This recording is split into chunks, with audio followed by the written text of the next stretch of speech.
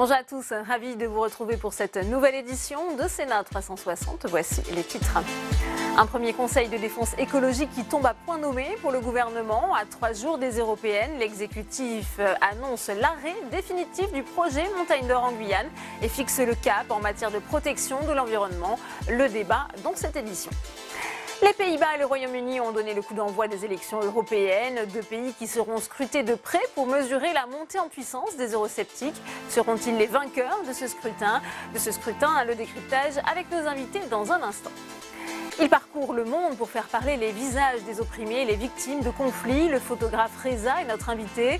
Pour lui, la formation des jeunes est essentielle. Il a permis à de jeunes Turcs et Syriens de réaliser leur première exposition photo. Il viendra nous en parler. Et je vous rappelle que vous pouvez réagir à cette émission sur Twitter avec le hashtag Sénat360. Pour m'accompagner cet après-midi pour les réactions des sénateurs à l'actualité, on retrouvera Tam Tranui en direct de la salle des conférences dans notre multiplex.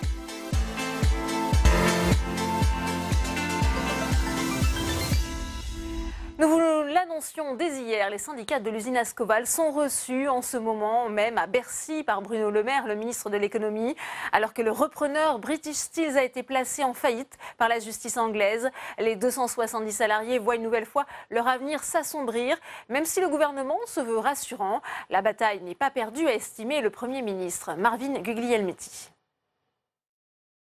Des salariés inquiets, mais un gouvernement confiant. Dans un climat d'incertitude autour de l'avenir d'Ascoval, l'exécutif tient à rassurer. Pour lui, pas d'inquiétude pour les 270 emplois, malgré le placement en liquidation judiciaire de la filiale britannique du repreneur de l'usine. Je crois vraiment que les salariés d'Ascoval peuvent être rassurés sur le fait que le repreneur est déterminé à tenir les engagements qu'il a pris, que les collectivités territoriales, je pense notamment à la région des Hauts-de-France, déterminées à tenir les engagements qu'ils ont pris, que le gouvernement est déterminé à tenir. Donc nous sommes tous alignés sur l'idée qu'il faut nous battre pour trouver une solution pérenne. Une réunion entre les syndicats et Bruno Le Maire se déroule actuellement à Bercy. Le but, rassurer les salariés. La région Hauts-de-France affirme avoir des garanties de la part du repreneur. Si je ne faisais pas confiance, je n'aurais pas fait voter au Conseil régional un prêt de 12 millions d'euros. Mais ce n'est pas moi qu'il faut convaincre, c'est les salariés. Si on n'a pas leur confiance, on n'y arrivera pas. En plus du prêt de la région, l'État a déjà versé 15 millions d'euros. British Steel en a mis 5 sur la table, malgré ses difficultés financières, ajouté à un prêt d'actionnaire de 40 millions d'euros. Pour tenter de mettre fin à leur inquiétude, les employés d'Ascoval seront reçus vendredi par l'un des dirigeants du fonds d'investissement propriétaire de British Steel. Et premier invité de notre multiplex, c'est le sénateur En Marche du Nord. Il est avec vous, Tam Tranui. Frédéric Marchand, que vous inspire la situation d'Ascoval au lendemain de la faillite de British Steel, une situation qui bien sûr inquiète de très nombreux salariés? Ma première pensée, elle va pour les salariés qui, depuis plusieurs mois maintenant, font preuve de dignité et de responsabilité, avec un nouvel épisode, effectivement, dans ce qu'on peut appeler une saga, mais une mauvaise saga. Et donc, je pense aux salariés, bien évidemment. C'est un moment d'inquiétude. La partie n'est pas perdue, a dit ce matin Édouard Philippe, le Premier ministre. Vous admettrez qu'il y a de meilleures phrases pour vraiment rassurer les salariés? Je pense que l'engagement du Premier ministre est clair, comme est clair l'engagement du gouvernement et des collectivités pour faire en sorte de trouver une solution. Alors, au-delà des formules, je pense qu'il faut plutôt s'arrêter sur cette volonté qu'ont les uns et les autres de trouver une issue qui soit favorable pour le site. Effectivement, d'ailleurs, tout le monde essaye de trouver une solution. On voit à la fois Xavier Bertrand, le président de la région, tous les élus, tout le monde est rassemblé. Est-ce que vous pensez vraiment que ça va suffire? Est-ce que vous êtes optimiste? Moi, je pars du principe que là où il y a une volonté, il y a un chemin. La volonté, elle est manifeste à la fois de la part des salariés qui ont un outil de travail extraordinaire que j'ai eu l'occasion de visiter, qui est vraiment un outil de travail qui intègre toutes les considérations en matière de développement durable, en matière de productivité, qui a de la part du monde politique, qu'il s'agisse des collectivités, je pense à Valenciennes Métropole et Laurent de Gallet, son président, à Xavier Bertrand, président de région, et de la part du gouvernement, il y a vraiment la volonté qu'on puisse trouver une solution. Au moment où nous parlons, ils sont réunis avec le ministre Bruno Le Maire pour effectivement trouver une solution qui permette d'assurer la viabilité du site, viabilité à laquelle je crois profondément. C'est une situation à laquelle vous êtes particulièrement attentif, non seulement en tant qu'élu du Nord, mais aussi en tant que membre de la mission d'information sidérurgie. On voit aussi que produire peut-être des aciers spéciaux, des aciers de pointe, eh bien, ça ne suffit plus, ça ne suffit pas aujourd'hui. Pourtant, on voit que c'est une industrie qui va vers le 21e siècle. C'est une industrie qui va vers le 21e siècle, mais qui est impactée très très fortement par un environnement international et par des décisions qui ont été prises par d'autres. Je pense notamment à Donald Trump, qui font que cette incertitude qui règne, elle règne sur les marchés, elle règne sur les commandes. Le cas d'Ascoval en est un, mais j'ai eu à connaître il n'y a pas longtemps du côté d'Anor, là aussi une société beaucoup plus petite qui a les mêmes incertitudes en matière de commandes. Donc on voit bien que le climat est tout à fait incertain. N'y a-t-il pas un autre risque d'ailleurs qui a été pointé du doigt par Agnès Pannier-Runacher, c'est que la crainte de faillite pour Ascoval eh bien, leur fasse perdre des clients et qu'en quelque sorte eh bien, tout cela ça soit autoréalisateur. Enfin, il est vrai qu'effectivement parler de faillite aujourd'hui, en plus dans un environnement juridique britannique qui est radicalement différent du nôtre, le British Steel Ascoval n'est pas British Steel, donc effectivement, oui. Mais le fait d'employer... C'est la société sœur de Olympus Steel, mais le simple fait d'user du vocable faillite peut bien évidemment faire en sorte que des clients potentiels, des acheteurs potentiels soient sur la réserve et décident de différer leurs décisions. Donc je pense qu'il faut plutôt regarder l'engagement des uns et des autres, et surtout je rappelle là aussi l'engagement très très fort des salariés qui, je le dis une fois encore, font vraiment preuve d'une dignité, d'une responsabilité qui fait école. Une petite question politique pour terminer. Est-ce que le ministre de l'économie, Bruno Le Maire, n'a pas triomphé trop tôt au début du mois de mai en qualifiant cette opération de magnifique succès? Vu d'où nous venions, vu effectivement la complexité de la situation, la difficulté de la situation, l'hypothèse de sortie de crise, j'ai envie de dire, avec British Steel, effectivement, permet, je crois, là encore, à partir du moment où cette volonté existe, permet de dire que nous allons trouver une solution. C'est en tout cas ce qu'a dit le Premier ministre, tout va être fait pour trouver une solution. Oui, il avait parlé de magnifique succès. On peut dire qu'on en est quand même un peu loin aujourd'hui. On est loin du magnifique succès, mais tout est fait pour qu'effectivement, on puisse sortir de la situation. Eh bien, merci beaucoup Frédéric Marchand d'avoir répondu à mes questions. Merci beaucoup Tam. Une nouvelle instance au secours de l'environnement, le Conseil de défense écologique, était réuni pour la première fois ce matin. Né de la conclusion du grand débat, il doit coordonner l'action du gouvernement à 3 jours des européennes. Certains y voient un gadget pour verdir l'image d'Emmanuel Macron. Jonathan Dupriez avec Adrien Develay. En matière d'écologie, l'exécutif veut mettre en avant son volontarisme. Promis par le président à l'issue du grand débat, le premier conseil de défense écologique s'est réuni à l'Elysée. Sur le mode d'un conseil de défense, cette réunion est pensée comme un comité de pilotage interministériel pour les questions environnementales. Le temps n'est plus à la parole, il y a eu ce temps-là. Depuis 2 ans, nous sommes dans le moment où nous devons prendre des décisions pour aujourd'hui et maintenant. 2 heures plus tard, Édouard Philippe et François de Rugy prennent la parole. Le ministre de la Transition écologique défend le bilan du gouvernement, annonce quelques mesures, comme la création d'un observatoire sur l'artificialisation des sols, mais surtout le blocage du projet de la Montagne d'Or en Guyane.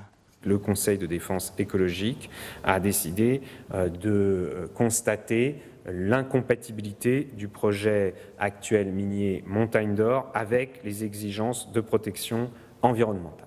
Mais 3 jours avant les élections européennes, le gouvernement est critiqué par une partie de ses adversaires qui voient dans ce calendrier une forme d'opportunisme électoral, ce que dément le Premier ministre. Nous en parlons, ils nous critiquent, nous n'en parlerions pas, ils nous critiqueraient. C'est la vie politique. De façon encore un tout petit peu plus importante, voyez-vous, que la vie politique, il y a ce que fait le pays pour être à la hauteur des enjeux. Et expliquer ce que nous avons fait, expliquer les résultats qui sont obtenus, expliquer les mesures que nous venons de décider, expliquer les process dans lesquels nous nous installons pour atteindre les objectifs que nous nous fixons, me semble, en l'occurrence, relever de la grande politique avec un grand P. Le prochain Conseil de défense écologique se tiendra lors de la première quinzaine du mois de juillet. Et on continue la réaction avec vous, Tam Tranui, toujours en direct de la salle des conférences, avec le sénateur socialiste de Maine-et-Loire, Joël Bigot.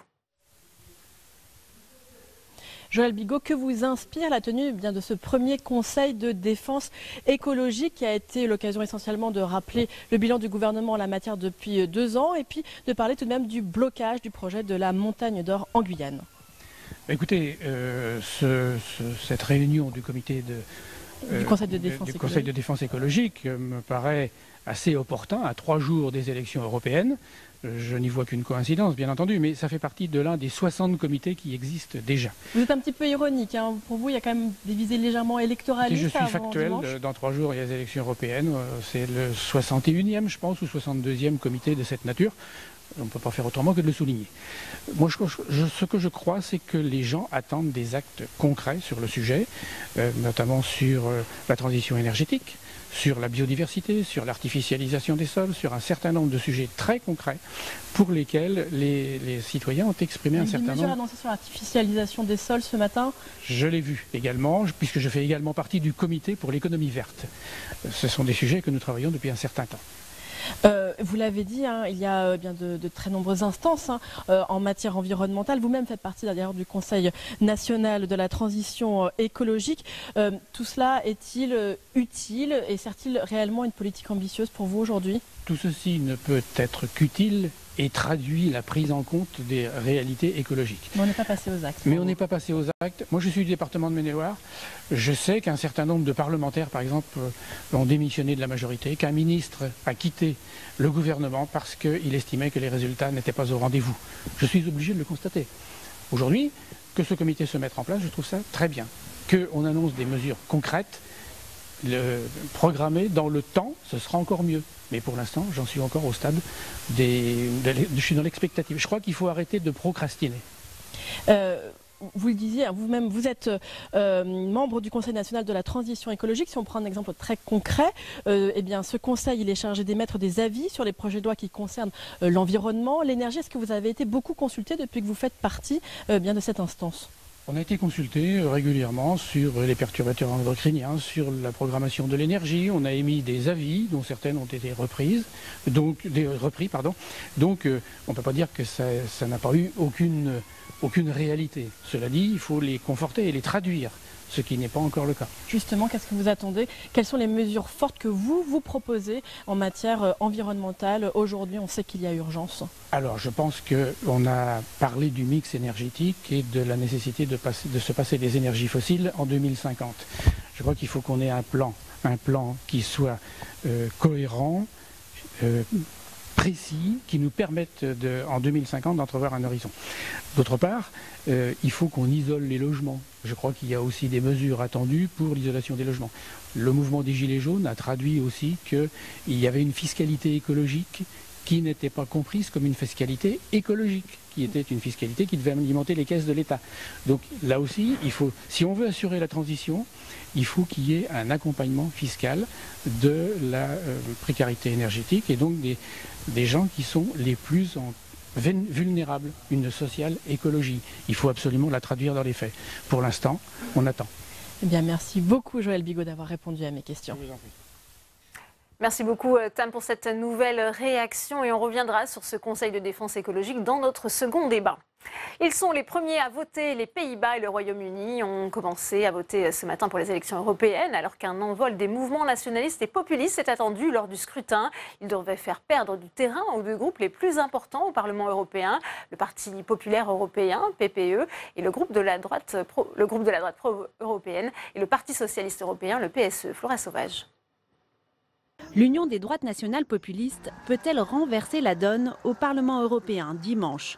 Selon les projections, le Brexit Party de Nigel Farage obtiendrait 28 députés, la liste d'Alice Weidel de l'AfD 11 sièges, le Rassemblement national 21 députés et la Ligue de Matteo Salvini 25. Le patron de la Ligue en Italie tente de rassembler tous les populistes européens à qui il avait donné rendez-vous à Milan samedi dernier. Qui a tradito l'Europa ? Qui a trahi l'Europe? Qui a trahi l'un des plus beaux rêves imaginés par les pères fondateurs? L'Europe des peuples et des nations, dont parlaient De Gasperi, De Gaulle, Margaret Thatcher. Ce sont les élites et les tout-puissants qui ont pris le pouvoir en Europe au nom de la finance, des multinationales, du dieu argent et de l'immigration hors contrôle.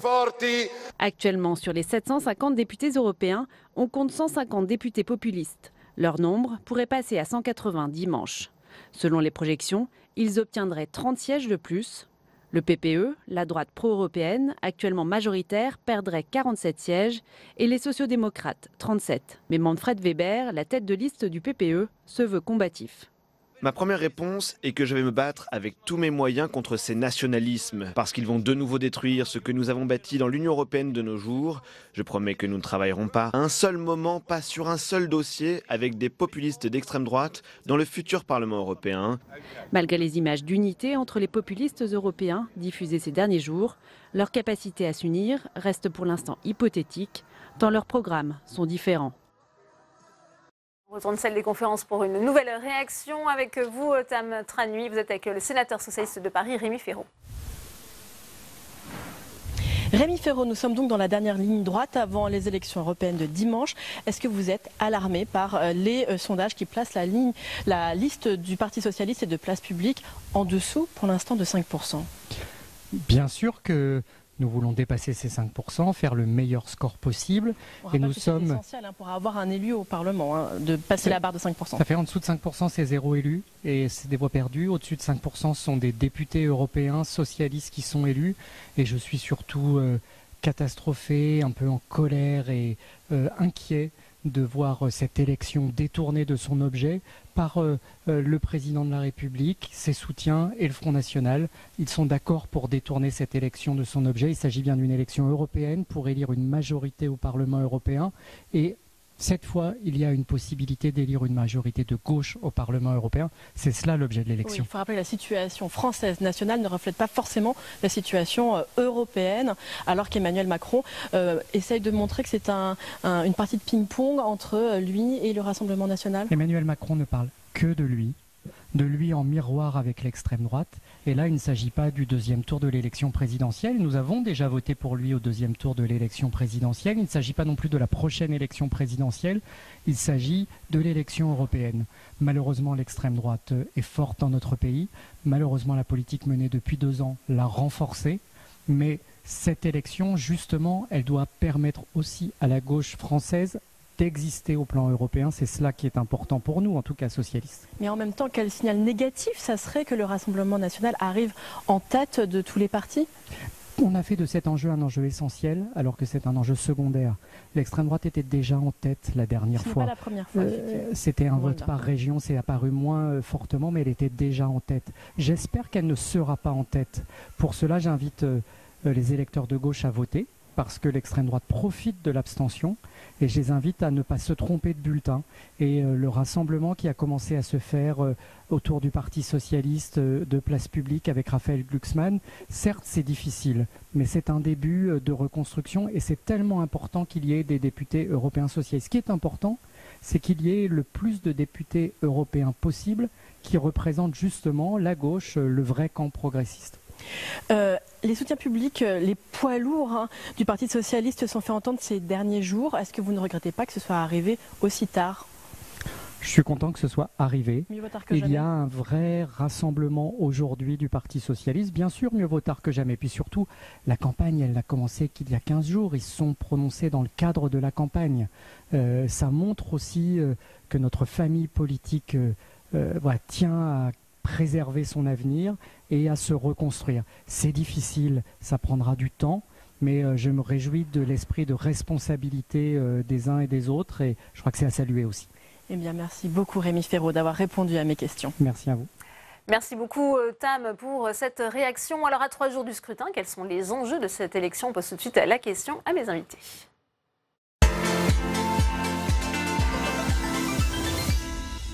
Et j'ai le plaisir d'accueillir sur ce plateau Anissa El Jabri. Bonjour, bienvenue. Bonjour.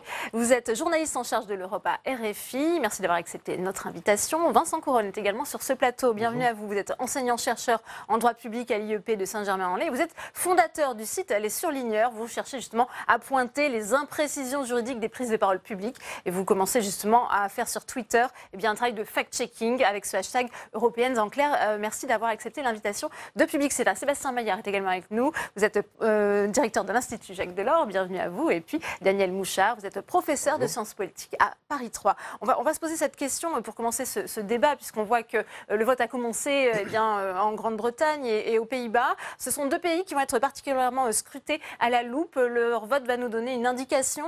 Anissa El Jabri, on parle d'une vague populiste pour le scrutin de dimanche.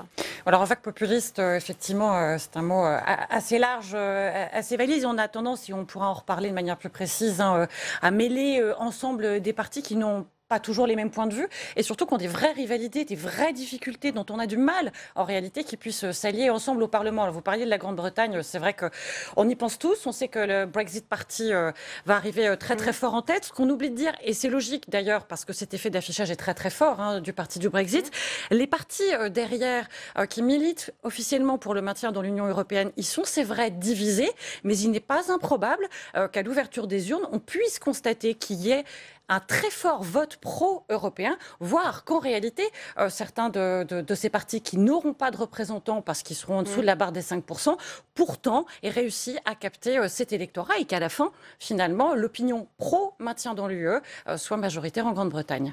Vos prédictions, Daniel Mouchard, je vous vois acquiescer. Non, j'acquiesce tout à fait à ce qui a été dit. Alors effectivement, la vague populiste, c'est sûr que tous les sondages d'opinion, alors avec des variations évidemment et avec les marges d'erreur dont on sait qu'elles sont considérables dans ce type d'opération, mais donnent une progression encore par rapport aux européennes précédentes. Donc effectivement, l'enjeu, mais je pense qu'on aura l'occasion d'en parler, c'est le déplacement éventuel du centre de gravité du Parlement européen à l'issue de ces élections. Mais je partage tout à fait ce qui a été dit sur le fait que l'étiquette populiste, elle désigne un phénomène réel, il ne s'agit pas qui est en particulier une réaction qu'on appelle anti-système, un peu vite, il faudrait revenir là-dessus, mais des grandes divisions sont à l'intérieur de cette dite famille, qui n'en est pas une d'ailleurs, et en particulier, elles sont apparues très clairement récemment, des divisions géopolitiques, c'est-à-dire et notamment sur le rapport avec la Russie, dont on voit clairement que ça fracture. En tout cas, ça pose des tensions importantes entre des partis qui, par ailleurs, pourraient se regrouper autour de l'euroscepticisme. Sébastien Lerre. Le scrutin britannique, je pense quand même qu'il sera analysé peut-être à part, puisque le Royaume-Uni étant dans la situation dans laquelle il s'est mis, on ne pensait même pas d'ailleurs qu'il voterait finalement. Et donc ça arrive, presque 3 ans après le vote du référendum du 23 juin 2016, il vote aux élections européennes 2019, qui l'aurait cru. Donc effectivement, je ne sais pas si ça vaut déjà une sorte de second référendum de fait, mais en tous les cas, ce sera bien sûr un résultat à traiter à part. On le disait, Vincent Couronne, quand même beaucoup de partis qui sont contre justement ce système d'intégration européenne, et notamment en France, avec les sondages qui placent Marine Le Pen devant le parti présidentiel. Là aussi, il faut quand même en tirer des enseignements. Je trouve que ce qui est intéressant dans ce qui se dit de la part de ces partis-là, c'est qu'ils ne se disent plus ouvertement contre l'Union européenne et pour la sortie de l'Union européenne. En revanche, des partis comme le Rassemblement national, comme le parti de la liste de Philippot ou la France insoumise disent que s'ils n'aboutissent pas, s'ils n'arrivent pas à réformer l'Union européenne intérieure, ils voudront sortir des traités. Or qu'en réalité, il ne faut pas se tromper. Sortir des traités signifie quitter l'Union européenne. C'est un Frexit. Et ça, ce qui est très intéressant, c'est qu'ils n'osent pas dire le mot. On préfère passer par cette périphrase de dire sortir des traités. Si on n'obtient pas ce qu'on veut, on sortira des traités. Ça veut dire quitter l'Union européenne. Anissa El Jabri, on parlait justement du rééquilibrage qui va s'opérer au sein du Parlement. Là aussi, comment voyez-vous les choses? Ça va être très compliqué parce que vous avez raison de souligner cette vague populiste, mais en réalité, elle est aussi beaucoup utilisée par ces partis-là eux-mêmes, avec ce fameux affichage qui était évoqué à l'instant dans le reportage à Milan, quand Matteo Salvini a fait ce grand meeting. Ça a été un peu dit ce jour-là, puisqu'il y a eu ce fameux scandale autrichien, mais l'allié majeur qui aurait dû venir, qui était le vice-chancelier autrichien, a été empêché par un scandale. Allié majeur, c'est même au-delà de la question de l'extrême droite, puisque Viktor Orban, dont on parle beaucoup dans ces élections européennes, dont on se demande un petit peu s'il peut passer de la droite classique en tout ce qu'on qualifie d'extrême droite, d'eurosceptique, là aussi, je pense qu'il faudra revenir dessus. Viktor Orban avait fait de l'Autriche un modèle, une alliance droite-extrême droite. Et Matteo Salvini avait repris ça. Ils avaient jugé qu'en fait, l'idée qu'eux-mêmes se faisaient de l'Europe, elle était là.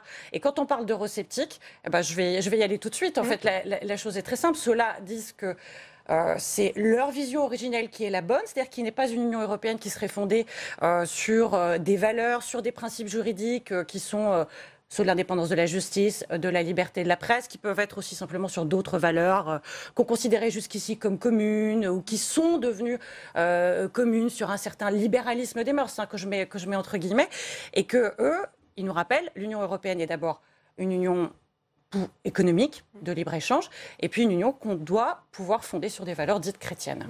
Sylvain Maillard. En fait, effectivement, ce qui s'est passé en Autriche discrédite l'idée d'une éventuelle majorité droite radicale, extrême droite. Donc, je pense qu'au niveau européen, effectivement, c'est un schéma exclu. l'enjeu peut-être des scrutins en cours jusqu'à dimanche, c'est effectivement est-ce que l'Union européenne restera gouvernable après et on peut penser que dans le Parlement européen qui en sortira, certes, la majorité sera plus celle à laquelle nous avons été habitués longtemps entre chrétiens-démocrates et sociaux-démocrates et qu'il faudra trouver une coalition entre pro-européens sans doute plus compliquée avec des Verts, avec des libéraux, des centristes libéraux, je ne sais pas comment exactement ils vont se renommer, mais en tout cas ça fera une alliance qui effectivement des Verts jusqu'au PPE, un spectre assez large, mais qui s'entend tout à fait effectivement sur, moi je préfère parler plutôt que valeur des principes de l'état de droit. C'est-à-dire la liberté de la presse, la liberté, ce qui est dans la Charte européenne des droits fondamentaux. Après, je dirais les mœurs, il peut y avoir des préférences collectives différentes selon les pays. Ça fait longtemps que l'Union européenne vit avec une Irlande qui n'est pas les Pays-Bas, et les Pays-Bas ne sont pas l'Italie, mais on peut s'entendre tout à fait quand même sur des fondamentaux démocratique. Vincent Couronne, pardon, on parlait de ce déplacement du centre de gravité et je le disais, c'est vrai qu'il y aura quand même les deux groupes majoritaires jusqu'à présent qui vont perdre du terrain, ça c'est incontestable. Et je pense qu'on oublie que cette élection européenne, c'est une élection qui est doublement européenne. D'une part parce qu'on va élire un Parlement européen qui va avoir un pouvoir législatif, donc qui va légiférer sur les lois européennes, donc une importance majeure pour 500 millions d'Européens. Bon, bientôt un peu moins avec le Brexit, si le Brexit a lieu. Parce qu'à force, on commence à ne plus y croire.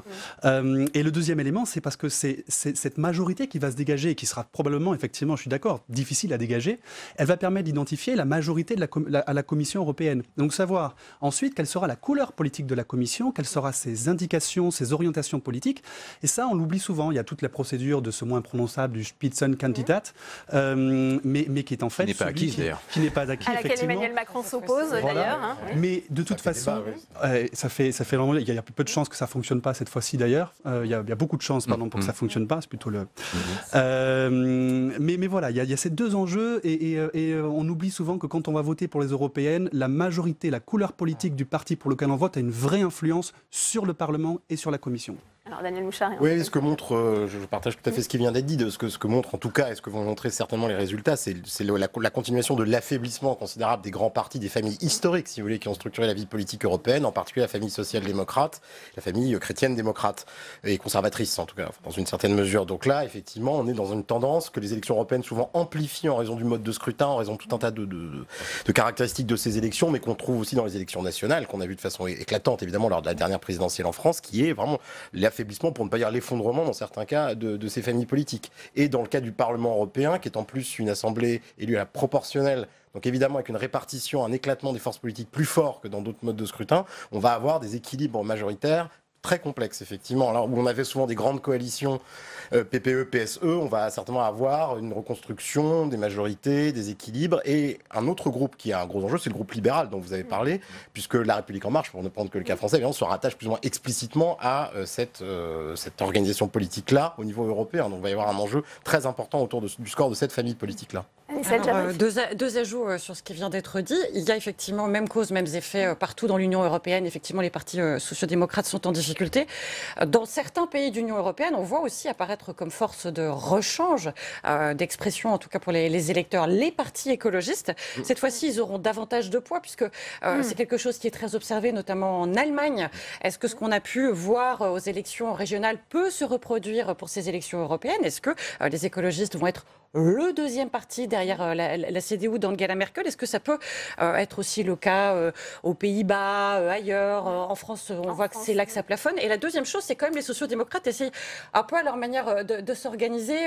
Je ne sais pas si tout le monde l'a en tête, mais il y a eu ce fameux geste du Premier ministre portugais, António da Costa, qui a un peu mis le bazar dans la campagne européenne. Et aujourd'hui, il vient de dire, si, j'assume, je soutiens et Place Publique PS et La République En Marche, parce que je pense qu'on pourrait avoir une majorité alternative. Pourquoi pas? En Italie, on le souligne assez peu, mais le Parti démocrate italien est en train de singulièrement remonter la pente. On le met aujourd'hui à 20%. Sébastien Maillard. Mais effectivement, je voudrais revenir sur l'expression des législatives, parce que c'est vrai que, plutôt par des élections européennes qui peut-être ne parlent pas suffisamment aux gens, je trouve qu'on devrait appeler ça les législatives de l'Union européenne, puisqu'on vote effectivement pour des législateurs, des co-législateurs. Et alors effectivement, je ne sais pas si le Spitzenkandidaten, les chefs de file, auront un grand avenir et on risque de ne pas transformer l'essai de 2014. Mais en revanche, peut-être en contrepartie, les élus, les députés européens élus, voudront, à défaut de pouvoir imposer leur chef de file, à défaut de pouvoir imposer Manfred Weber ou Franz Timmermans pour nommer les principaux têtes de file de ces familles politiques, arriveront en revanche à imposer, entre guillemets, à la future commission un programme. Un programme de coalition qui pourrait être peut-être noué entre ces familles, donc écologistes, libérales, centristes, chrétiens-démocrates et sociaux-démocrates, et dire à la prochaine commission, nous, elle peut être présidée par qui vous voulez, mais en revanche, il faut que ce soit autour de ce programme. C'est peut-être ce qu'on verra au lendemain du scrutin. Vincent Couronne, on va parler aussi de la participation. C'est toujours la question. On sait que ce scrutin, les électeurs s'en détournent. Je cite les chiffres lors de la première élection du Parlement européen. En 1979, 62% des électeurs s'étaient déplacés. En 2014, la participation tombe à 42%. Oui, alors je ne suis pas du tout un spécialiste de la participation, parce que ce n'est vraiment pas mon domaine, donc je ne m'exprimerai pas là-dessus. En revanche, moi, il y a une question que peut-être avec des politistes, on pourrait résoudre, c'est je ne comprends pas pourquoi, alors que plus le Parlement européen a de pouvoir, moins les gens vont voter. Ça, c'est une énigme. Alors peut-être, question pour vous, messieurs. Voilà. Daniel Mouchard et ensuite. Fil de bébé. Merci. Non, je pense qu'il y a plein de raisons. Il y a beaucoup de raisons, en tout cas. Il y a déjà un vice de forme de conception dans ces élections, qui n'ont d'européenne en réalité que le nom. Enfin, ça, on le dit beaucoup. Mais une élection européenne, si on suit le vocabulaire à la lettre, ça devrait être une élection transnationale, avec des circonscriptions transnationales, des listes transnationales. Mais c'est pas le cas. C'est pas du tout le cas. Donc, évidemment, accrocher des enjeux européens, c'est beaucoup plus difficile, premièrement. Mais c'est pas la seule raison. Il y a une raison institutionnelle qui est certes majeure. Je pense que tant qu'il n'y aura pas eu de réforme de ça, on ne pourra pas parler, il n'y aura pas de dynamique politique européenne.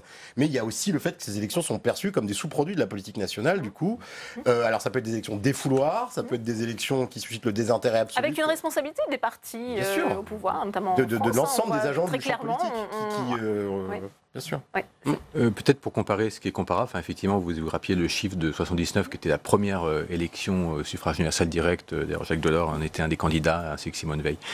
Mais c'est vrai qu'à l'époque, l'Europe comptait 9 États membres, donc pas 28, et dont plusieurs avaient le vote obligatoire, y compris à l'époque l'Italie d'ailleurs. Donc du coup, je dirais ça fausse un peu la comparaison avec aujourd'hui une Europe à 28, et on sait que dans plusieurs pays d'Europe centrale, je pense à la Slovaquie, d'autres, le taux en Pologne, le taux est très bas, donc c'est vrai que ça a forcément atteint cette moyenne. Alors c'est vrai que le paradoxe, c'est que plus le Parlement européen a de pouvoir, moins il est populaire, mais là, je dirais la tendance, elle n'est pas seulement propre aux élections européennes, on le voit malheureusement dans d'autres élections. On l'a vu aux législatives françaises en 2017, et on voit, si on regarde même les élections au Congrès américain ou en Suisse, dans beaucoup de nos démocraties, l'abstention est une lourde tendance qui menace peut-être notre état de droit. Moi j'ai deux éléments là-dessus. La première chose, c'est qu'il y a une forme de paradoxe. Ivan Krastev, que j'avais interviewé, qui est un philosophe bulgare, quand on soulevait beaucoup la question de ces dernières années en Europe, qui ont été une année dont on dit beaucoup qu'elles ont été secouées par des crises, qui ont souligné la division des Européens sur l'euro, sur les migrants. Lui, il le tempère en disant... Il y a quand même, à son avis, et je trouve que c'est un élément d'analyse qui est intéressant, quelque part l'émergence d'une opinion publique européenne. Il dit la crise grecque, vous soulignez qu'il y a eu un problème qui a mis en difficulté l'Europe, qui a fait émettre énormément de doutes sur la question démocratique, et en même temps, il ne dit jamais, en France, en Allemagne, jamais autant de citoyens ne se sont emparés de ce débat-là, n'ont eu l'idée de se dire « Ah mais combien gagnent les Grecs ? Comment fonctionne leur système de retraite ?» Ça a été la même chose pour la crise la dite crise des réfugiés. On s'est intéressé à la manière dont ça se passait en Allemagne, à la démographie allemande, au système d'asile différent des uns et des autres. Donc je crois qu'il y a quand même la montée de centres d'intérêt européens. On identifie aussi des personnages. Ce fameux meeting de samedi, une de ses réussites, c'est que je crois aujourd'hui qu'il n'y a pas un Européen qui n'ait une idée de ce qui se passe aujourd'hui en Italie, de qui sont certains de ces personnages politiques, pour ne parler que de ça. La seule chose sur laquelle je tempérerais, c'est que, et là je battrai ma coulpe aussi de journalistes nous-mêmes, par exemple, quand on est face à des candidats français qui viennent nous dire, je prends quelques propositions au hasard, je vais réformer Schengen, on va changer le système de Dublin, on va créer un traité écologique sur la base des traités européens, on devrait lui dire, mais avec qui Pourquoi? Qui sont vos partenaires européens? Qui portent ces idées-là? Où est-ce que c'est un débat ailleurs? Et souvent, la réponse, c'est c'est pas le cas. Ouais. Alors peut-être. Le paradoxe, c'est que pendant cette campagne, effectivement, vous l'avez rappelé, c'est un peu l'extrême droite qui a participé à européaniser le paysage politique. Au moins, la démonstration de samedi était à ce titre-là éclatante. Mais c'est vrai que ce qui a aussi peut-être nuit au Parlement européen là, pendant cette décennie de crise, je pense à la crise de l'euro, la crise des migrants ou le Brexit, c'est qu'on n'a pas vu le Parlement européen là au centre du jeu. On a vu beaucoup les sommets européens à répétition, des sommets de crise, et c'est d'ailleurs là je citerai moi le politiste philosophe Luc Van Middelaar qui a fait ce superbe livre L'Europe qui improvise, où on voit que comment le Conseil européen pendant cette décennie s'est imposé au centre du jeu, et du coup ça a sans doute nuit aussi à l'image du Parlement européen, qui est pourtant effectivement a de vraies fortes compétences législatives. Ouais. Il y a un besoin de décryptage aussi, et c'est ce que vous faites justement, Vincent Couronne, à travers, je le disais, ce hashtag Européenne en clair, pour justement rendre aussi cette Europe accessible et compréhensible par tous.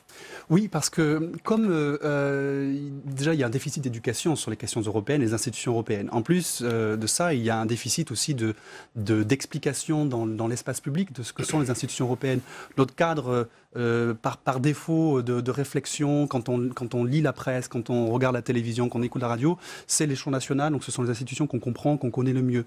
Et on ne sait pas, par exemple, au niveau européen, on pense toujours que Bruxelles, notamment la Commission européenne, a une sorte de pouvoir un peu autocratique, technocratique. Ce qu'on ne sait pas, c'était pour rebondir ce que vous disiez par rapport au poids des États et du Conseil européen, c'est que les États ont un pouvoir extrêmement important dans les institutions européennes.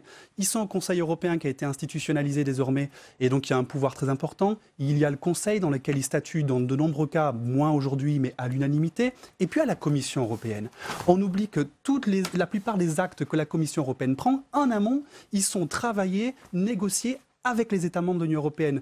Et donc en réalité, la Commission européenne, elle est enferrée en quelque sorte entre les États membres, au Conseil européen, au Conseil et puis les États eux-mêmes, et le Parlement européen, après, comme on l'a dit tout à l'heure. Ou l'expression de trilogue ou de triangle institutionnel qu'on utilise couramment. D'ailleurs, il faudrait rajouter un autre acteur très important, c'est la Cour de justice, mais bon, on va laisser de côté pour le moment. Mais c'est sûr que je partage tout à fait ce qui vient d'être dit, la Commission européenne n'est absolument pas omnipotente, elle n'est même pas un gouvernement de l'UE au sens classique, elle est à la fois une agence administrative, une fabricante de lois, etc. Mais elle a un rôle qui est extrêmement ambigu dans le système qui est extrêmement complexe, dans le système qui est lui-même très complexe et qui effectivement par rapport aux catégories nationales, exécutif, législatif, la séparation des pouvoirs à laquelle on est habitué, n'est pas du tout lisible selon ces grilles-là, en tout cas très partiellement. Et ça explique aussi la désorientation des citoyens. Sébastien Maillard. Oui, une dernière remarque peut-être là-dessus. Je ne sais pas si j'oserais trop l'affirmer sur Public Sénat, mais c'est vrai qu'en France, dans notre 5e République, on a un peu perdu notre culture parlementaire par rapport à d'autres démocraties qui nous entourent, ou en Italie, en Allemagne, des législatives, c'est vraiment le moment clé de la vie démocratique, et donc on comprend bien qu'un Parlement européen ait autant de pouvoir. Peut-être qu'en France, on a, d'ailleurs, c'est intéressant de savoir que lorsque les élections au suffrage universel direct pour le Parlement européen ont été donc instituées, la France, elle, effectivement, a obtenu en contrepartie que le Conseil européen soit vraiment affirmé. Et du coup, on a une tradition en France, de par notre régime, et que ce soit au Quai d'Orsay ou à l'Élysée, de beaucoup insister davantage sur le Conseil européen. Et le Parlement européen, on tient surtout, avant tout, qu'il soit à Strasbourg. Avec une responsabilité, on le disait, des partis qui ont fait aussi de cette élection, finalement, très clairement, Marine Le Pen, un référendum pour ou contre la politique d'Emmanuel Macron, en nationalisant finalement les enjeux de ce scrutin. C'est ce qui aussi peut-être explique le désintérêt pour l'Europe et pour justement le rôle des institutions européennes. Oui, il y a aussi un paradoxe, parce qu'on ne l'imagine pas forcément vu d'ici, c'est qu'à l'inverse, ce qui est dit en France est très observé dans les autres pays européens. Moi, j'ai des souvenirs de reportages en Europe centrale, en République tchèque, en Hongrie singulièrement, parce qu'il y a eu ce duel qui a été en tout cas très, très installé une époque, un peu moins à l'instant, où très souvent, et c'est le cas notamment en Allemagne, où on me dit ce qu'on pense d'Emmanuel Macron, ce qu'on a entendu de sa dernière proposition, on le dit aussi en Grande-Bretagne, on s'identifie à d'autres mouvements très singulièrement. Moi, il n'y a pas un Brexit Brexiteurs que j'ai interviewés qui ne me disent pas si nous n'obtenons pas le Brexit, il va falloir faire comme les Gilets jaunes. J'attends mon gilet jaune et je vais le mettre. Donc, c'est très singulier. C'est que ce qui est vrai, notre débat national est aussi pris, perçu, interprété, réinterprété également dans d'autres pays. Vous vous intéressez beaucoup à ces fausses informations. C'est utile aussi ce travail, on le disait, Vincent Couronne, justement. Il y a beaucoup de choses qui se disent sur l'Union européenne sans forcément être vérifiées. Oui, parce que comme je disais tout à l'heure, comme il y a un déficit d'éducation et de connaissances sur les questions européennes, ça se ressent au sein des partis. C'est-à-dire que quand on regarde les programmes des différentes listes en lice là, pour les européennes, on se rend compte en réalité qu'une grande partie de leurs programmes, alors ça varie en fonction des listes, mais soit ne relèvent pas des compétences de l'Union européenne, soit relèvent des compétences de l'Union, mais pas du Parlement européen pour laquelle ils veulent être élus. Et donc là, on a un vrai problème. C'est-à-dire qu'on est face, par exemple, si on regarde des éléments qui sont dans les programmes des candidats. Yann Brossat, par exemple, qui veut une clause de non-régression sociale à chaque fois que l'Union adopte une directive, ça existe déjà. Si on regarde, par exemple, ce que dit Manon Aubry, elle dit que l'Union européenne oblige à la fermeture des lignes de train, des établissements de santé, c'est pas dans les compétences de l'Union. Et puis, il y a même un règlement qui précise que les États sont libres de choisir les lignes qui ferment et qui ouvrent, etc. Donc, en fait, on sent vraiment qu'il y a une méconnaissance du fonctionnement de l'Union et de ses compétences. Donc, il faut expliquer ce que les candidats pourront vraiment faire une fois qu'ils seront au Parlement pour ne pas décevoir le citoyen électeur qui aura voté pour une liste, pour un programme qui en réalité est en grande partie assez illusoire. Même s'il y a une loi pour lutter justement contre ces fausses informations, Vincent Couronne, on s'aperçoit finalement des limites de cette loi, et notamment à travers un dernier exemple. On va voir justement ce reportage de Cécile Cixous, puisque c'est le sénateur communiste Pierre Ouzoulias qui a été débouté de sa plainte. Il s'attaquait à des fausses informations, selon lui, divulguées par le ministre de l'Intérieur, Christophe Castaner, après les événements de l'hôpital de la Pitié-Salpêtrière. C'est un texte auquel s'était opposé le Sénat à la quasi-unanimité en novembre dernier, la loi Fake News. Elle permet de saisir la justice pour stopper la diffusion d'une fausse information en période électorale. Les sénateurs n'en voulaient pas car ils la trouvaient inefficace et inutilisable.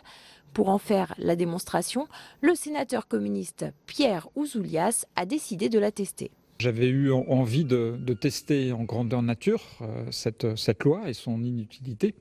Donc on a profité des événements du 1er mai pour demander à Twitter, via le tribunal de grande instance de Paris, de retirer le poste de M. Castaner.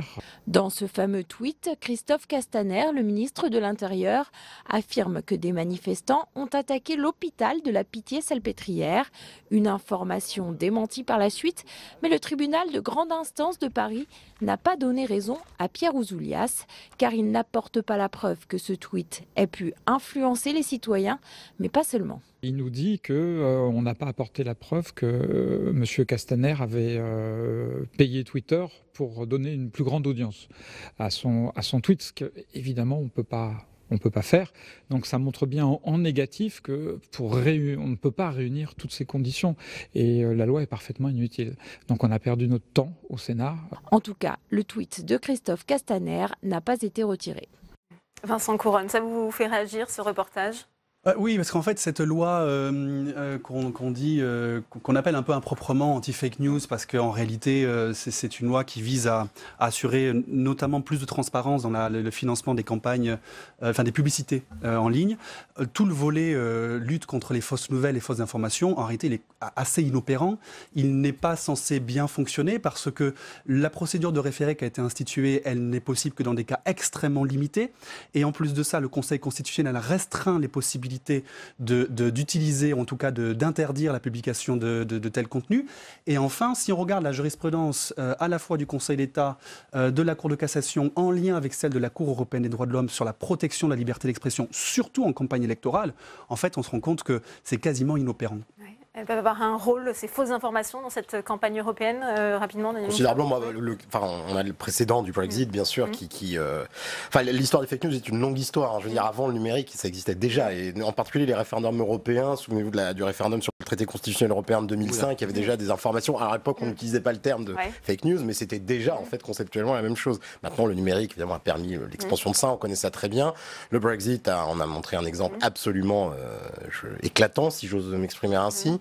Et oui, bien évidemment, là, on voit bien le nombre de choses qui circulent, le nombre, si on s'amusait effectivement à décortiquer les programmes des candidats, on y trouverait toutes sortes d'erreurs factuelles, mais assumées comme telles. C'est-à-dire des erreurs factuelles, ça peut exister, tout le monde est faillible, mais là, il s'agit vraiment de choses mises en avant et parfois revendiquées avec une certaine, avec un caractère très bruyant. Donc c'est dans cette démultiplication, cette difficulté aussi de régulation qui vient d'être mise en avant, puisque avec la démultiplication des plateformes, des canaux d'expression, etc., à réguler est évidemment infiniment plus compliqué, qui est le phénomène majeur actuellement, certainement. Eh bien, merci. Merci Daniel Mouchard, merci à vous Janissa El Abri d'être venu sur ce plateau, merci Vincent Couronne et merci à vous Sébastien Maillard. Dans le reste de l'actualité, échaudée par le référendum d'initiative partagée sur la privatisation d'ADP, Matignon chercherait des garde-fous supplémentaires et ils sont déjà nombreux pour éviter que les recours ne se multiplient et entravent l'action du gouvernement. Jérôme Rabier. L'exécutif souffle le chaud et le froid sur l'utilisation du RIP. Si en conclusion du grand débat national, Emmanuel Macron a évoqué un assouplissement pour déclencher un référendum d'initiative partagée, Édouard Philippe ne décolère pas de son utilisation contre la privatisation d'Aéroports de Paris et il s'en explique dans le journal Le Monde. Ce n'est pas sain quand la représentation parlementaire corrige ce qu'a voté le peuple et inversement. Donc il faut s'assurer que le RIP reste un outil de démocratie directe et ne devienne pas un instrument de contestation du Parlement. En cause, la faille trouvée par les parlementaires de tous bords qui ont lancé le RIP sur la privatisation d'Aéroports de Paris à la veille de son adoption définitive à l'Assemblée. Ensuite, il aurait été impossible de lancer une telle initiative sur une loi promulguée depuis moins d'1 an. Le Conseil constitutionnel a donc validé le processus, confortant les initiateurs de la démarche. Article 3, la souveraineté nationale appartient au peuple qui l'exerce par ses représentants et par la voie du référendum. Nous ne remettons pas en cause la place des parlementaires, nous disons simplement que sur les sujets essentiels, peut-être que les Français ont leur mot à dire. Mais d'autres parlementaires partagent le raisonnement d'Édouard Philippe et le président du Sénat lui-même juge que cette utilisation peut poser un problème, même si des membres du groupe LR font partie des signataires. La révision constitutionnelle sera l'occasion de faire le point sur cet équilibre indispensable entre une démocratie représentative auquel je crois profondément et cette part de démocratie participative qui correspond au process référendaire mais qui doit être mis dans un cadre précis. Le Premier ministre souhaite empêcher le RIP sur un texte en discussion ou adopté et de porter à 3 ou 4 ans le délai après la promulgation où il serait impossible de déclencher la procédure. La discussion sur le sujet promet d'être animée et d'ajouter un point épineux de plus à cette révision constitutionnelle à l'arrêt depuis bientôt 1 an. Une nouvelle instance secours de l'environnement, le Conseil de défense écologique était réuni pour la première fois ce matin. Né de la conclusion du grand débat, il doit coordonner l'action du gouvernement. À 3 jours des européennes, certains y voient un gadget pour verdir l'image d'Emmanuel Macron. Jonathan Dupriez avec Adrien Develay. En matière d'écologie, l'exécutif veut mettre en avant son volontarisme. Promis par le président à l'issue du grand débat, le premier conseil de défense écologique s'est réuni à l'Elysée. Sur le mode d'un conseil de défense, cette réunion est pensée comme un comité de pilotage interministériel pour les questions environnementales. Le temps n'est plus à la parole. Il y a eu ce temps-là. Depuis 2 ans, nous sommes dans le moment où nous devons prendre des décisions pour aujourd'hui et maintenant. 2 heures plus tard, Édouard Philippe et François de Rugy prennent la parole. Le ministre de la Transition écologique défend le bilan du gouvernement, annonce quelques mesures comme la création d'un observatoire sur l'artificialisation des sols, mais surtout le blocage du projet de la Montagne d'Or en Guyane. Le Conseil de défense écologique a décidé de constater l'incompatibilité du projet actuel minier Montagne d'Or avec les exigences de protection environnementale. Mais 3 jours avant les élections européennes, le gouvernement est critiqué par une partie de ses adversaires qui voient dans ce calendrier une forme d'opportunisme électoral, ce que dément le Premier ministre. Nous en parlons, ils nous critiquent, nous n'en parlerions pas, ils nous critiqueraient. C'est la vie politique. De façon encore un tout petit peu plus importante, voyez-vous, que la vie politique, il y a ce que fait le pays pour être à la hauteur des enjeux. Et expliquer ce que nous avons fait, expliquer les résultats qui sont obtenus, expliquer les mesures que nous venons de décider, expliquer les process dans lesquels nous nous installons pour atteindre les objectifs que nous nous fixons, me semble, en l'occurrence, relever de la grande politique avec un grand P. Le prochain Conseil de défense écologique se tiendra lors de la première quinzaine du mois de juillet. Ces détracteurs en parlent comme d'une coquille vide. À quoi va servir le Conseil écologique de défense? Faut-il y voir un message politique à 3 jours des européennes? Les premières mesures annoncées ce matin sont-elles à la hauteur? On pose tout de suite la question à mes invités dans le débat.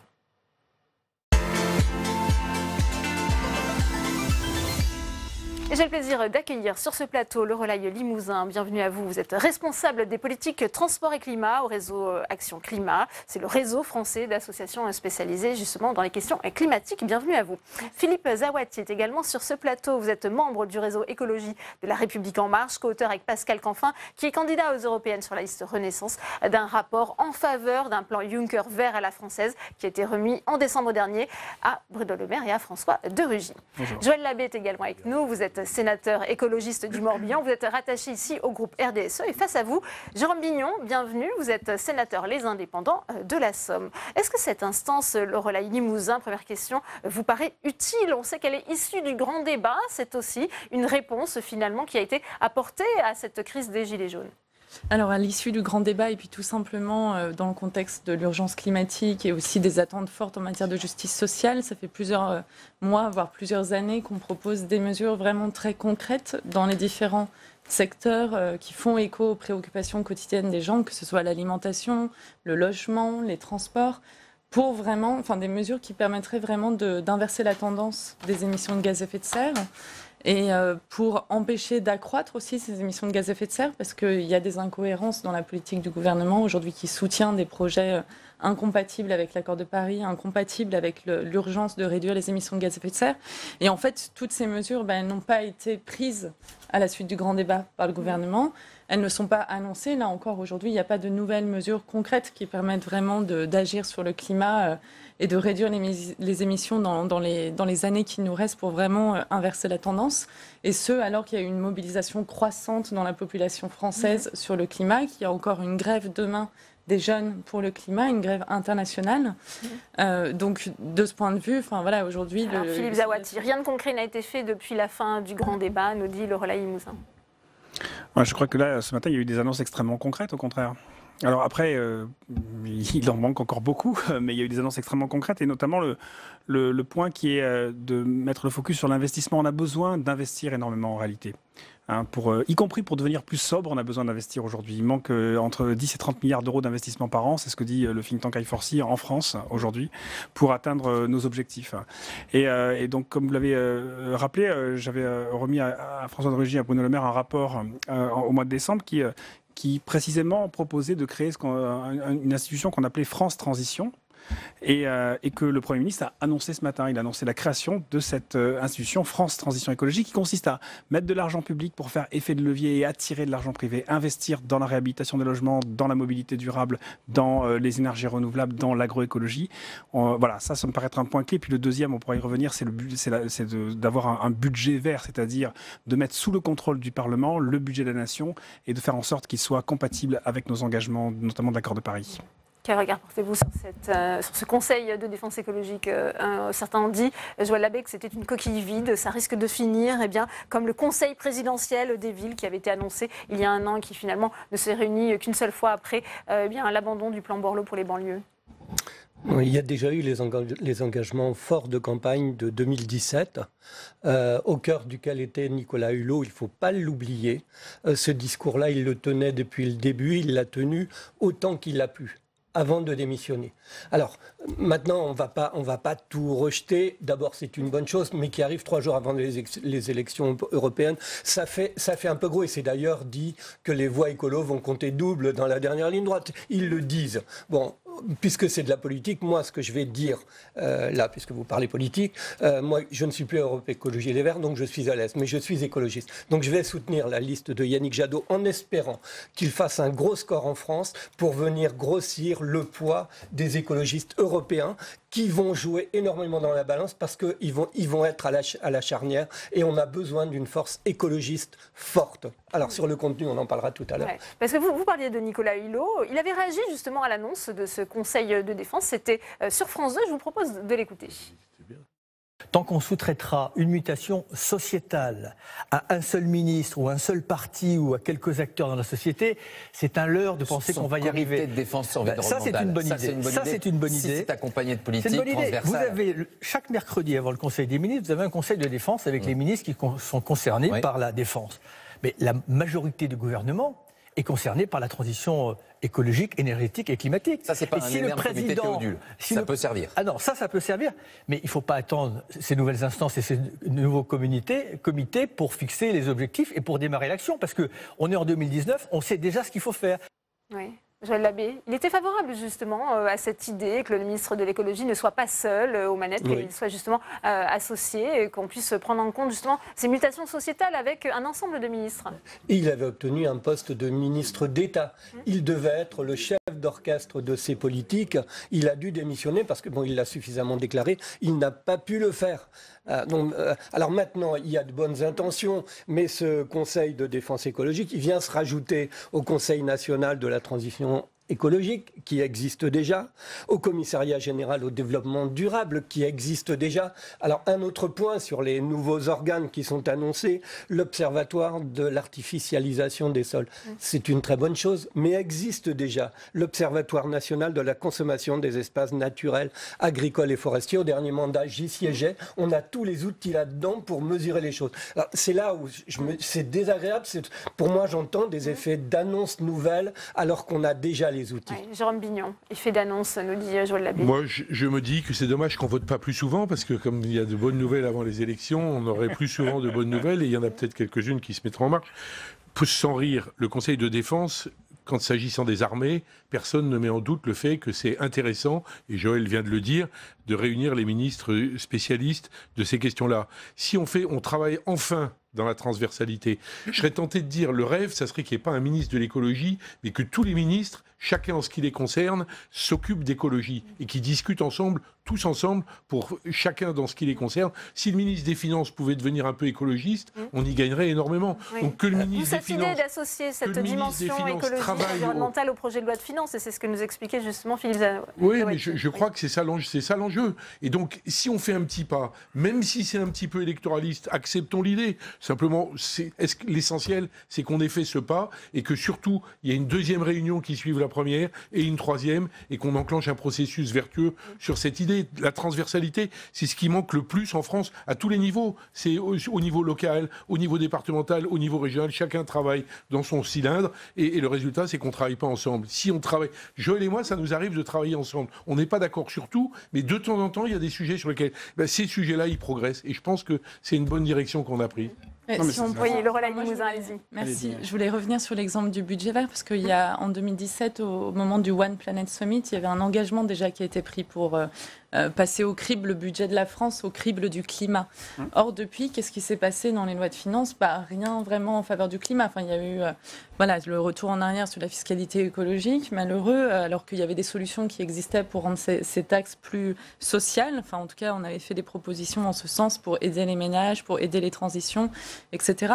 Et si on regarde du côté des subventions aux énergies fossiles, parce que c'est aussi, moi je trouve ça très bien d'investir dans la transition écologique, dans tous les secteurs, mais si à côté on continue d'investir dans les énergies fossiles, il y a une contradiction qui fait qu'on n'avance pas pour réduire les émissions. Et donc si on pense aux niches fiscales, il y a 11 milliards d'euros aujourd'hui, chaque année, qui sont dépensés par l'État sous forme de niche fiscale au bénéfice des énergies fossiles, 3,6 milliards dans l'aviation par exemple. Le gouvernement a parlé ce matin de la taxation du kérosène au niveau européen. On sait très bien à quel point c'est compliqué d'arriver à des accords européens à l'unanimité sur les questions fiscales, parce que c'est à l'unanimité que les questions fiscales se règlent. Et on est d'accord avec cet objectif, mais dans le temps qu'on a, là, il faut aussi avancer au niveau français sans attendre d'agir avec tous les 27. Donc c'est possible. Ce qui pouvait être fait au niveau français déjà a commencé à être fait. L'annonce des fermetures de centrales à charbon, c'est au niveau français. L'annonce de de l'arrêt d'exploitation des hydrocarbures, c'est au niveau français. Sur l'aérien aujourd'hui, on ne peut pas être à la fois pro-européen et dire partout il faut qu'il y ait une Europe, qui prenne des décisions et qui ait un transfert de souveraineté. Et ça, vous êtes souvent parmi les premiers à être favorable à ça. Et puis après dire, eh bien non, on ne va pas prendre les décisions au niveau européen, il faut les prendre en France. Donc, on dit qu'il faut faire les deux. Il faut faire les deux. Il y a une loi mobilité. Il y a un aller-un-retour. Il faut que les décisions françaises, etc. On prendrait une loi, elle ne serait pas applicable. Si. Mais en fait, il y a des idées reçues sur le budget et sur le budget vert. Moi, je suis d'accord avec ce que vous dites. Effectivement, ça avait été annoncé au One Planet Summit, ça n'a pas été fait. Mais ça, c'est le passé. Bon, très bien. Il y a une annonce aujourd'hui qui dit on va le faire. On va le faire, et c'est une annonce qui est faite, y compris aux représentants de la nation, aux députés. Et on va mettre sous votre responsabilité. Et donc, je pense d'ailleurs que c'est très important que ça soit pas juste, je dirais, une annexe aux lois de finances qui soit mis technique, etc. Et ça, je pense que c'est très important. Ça ne doit pas être juste une annexe technique. Ça doit être quelque chose qui soit débattu, discuté au niveau de l'Assemblée nationale par les députés. Et à la limite, je dirais, pourquoi pas présenter un jour à des Français tirés au sort, comme on va le faire avec les 150 personnes. Et au Sénat, Joël Labbé, il y a quand même des choses qui se mettent en place. Oui, bien sûr. Comme je vous le disais, on se doit de reconnaître les avancées. Mais ça reste des avancées petits pas. Alors, j'ai lu ce qu'a dit le président de la République au sujet de la définition de ce Conseil de défense écologique.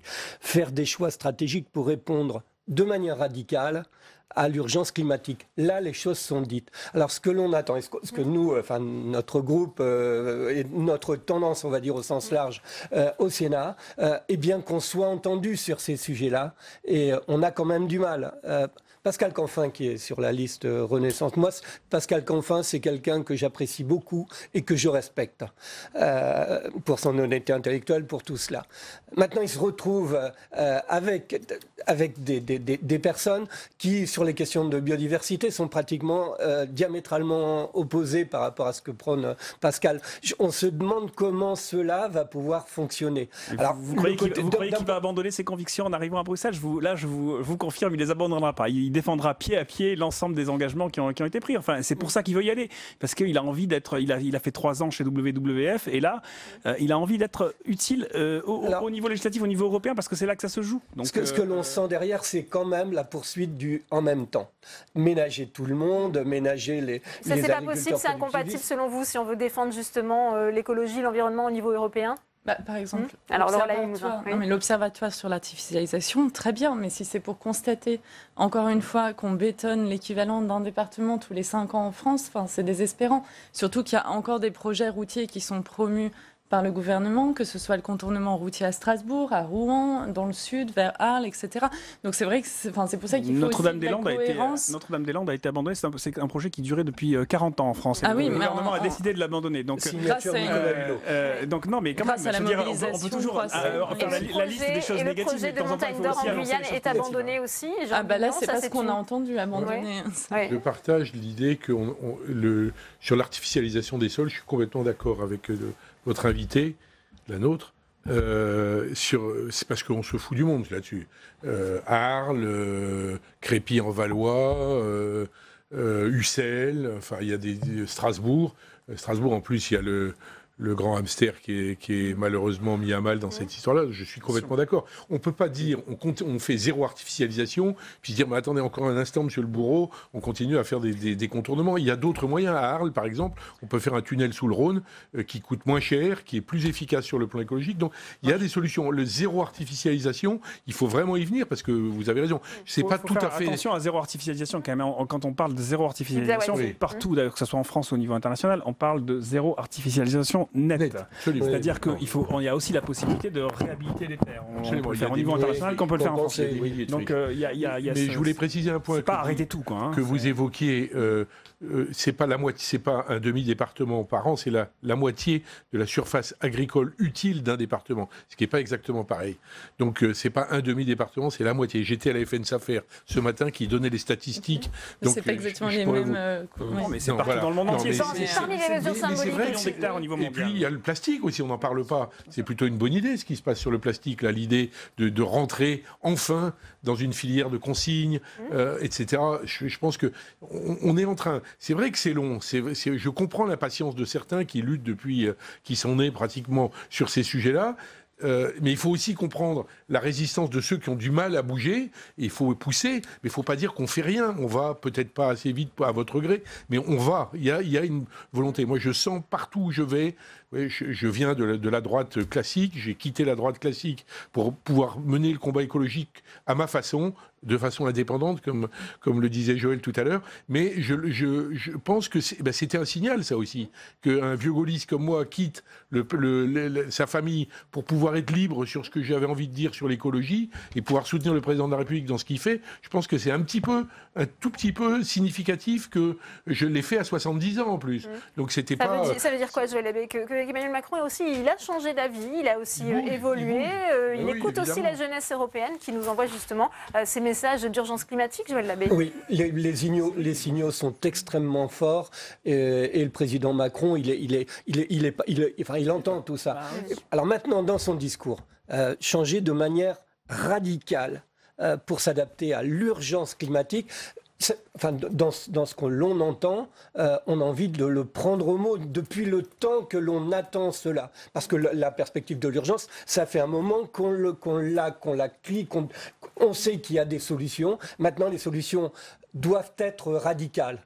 Aujourd'hui, sur la question du développement agricole et alimentaire, on doit prendre des solutions radicales. On ne peut pas, le côté en même temps, poursuivre les importations de soja, 80% transgénique.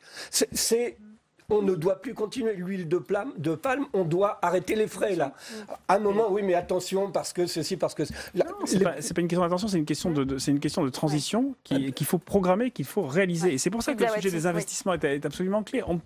De toute façon, on ne fera pas ces évolutions en 24 heures. Ça ne se fera pas. On peut toujours... On ne demande pas en 24 heures. Mais en revanche, il faut les programmer, il faut les mettre en musique. Et le sujet de l'investissement est absolument clé là-dedans. Et c'est pour ça que les annonces là-dessus me paraissent importantes. La société n'est pas souple et prête à avancer au pas que vous souhaiteriez qu'elle avance. Et je comprends vous savez, sur la radicalité, je peux dire un mot sur la radicalité, c'est qu'il y a eu le Parlement anglais qui a annoncé, qui a déclaré l'urgence climatique, et puis ensuite le Parlement irlandais, et tout le monde s'est extasié un petit peu là-dessus. En fait, ce que demandaient ces deux parlements, c'était qu'on adopte un objectif de neutralité carbone à l'horizon 2050. Et ben, c'est ce qu'on a fait en France avant même de voter cette urgence climatique. Donc il faut aussi faire attention aux mots et mettre les faits et les réalités derrière les mots. Oui, exactement. Je pense qu'il faut joindre la parole aux actes. Et en l'occurrence, au Royaume-Uni, il y a un peu des incohérences similaires à ce qui se passe en France. C'est-à-dire que le jour où ils ont déclaré l'état d'urgence climatique, ils promeuvaient encore le projet d'extension de l'aéroport d'Heathrow. Donc ça va donner une croissance du trafic. Je voudrais vous entendre, puisqu'on n'en a pas encore parlé, sur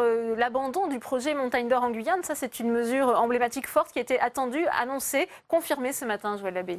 Oui, alors, s'il y a une vraie mesure, c'est celle-là, mais on savait que c'était, pour nous, on savait que c'était plus réalisable. Il y aurait eu une telle mobilisation que c'était plus possible. Alors, par contre, là, les yeux sont ouverts là-dessus. Est-ce que c'est un véritable renoncement à ce projet? On attend encore de voir, mais a priori, c'est oui. Et là, heureusement que c'en est fini avec ce type de projet. Donc il y a aussi la réforme du code minier qui est annoncée, mais elle est dans les tuyaux depuis un moment, la réforme du décennies, code. Oui. Elle est annoncée là comme quelque chose de complètement nouveau, mais ça fait un moment qu'on en parle de la réforme du code minier. C'est une bonne nouvelle qu'on la mette sur l'agenda.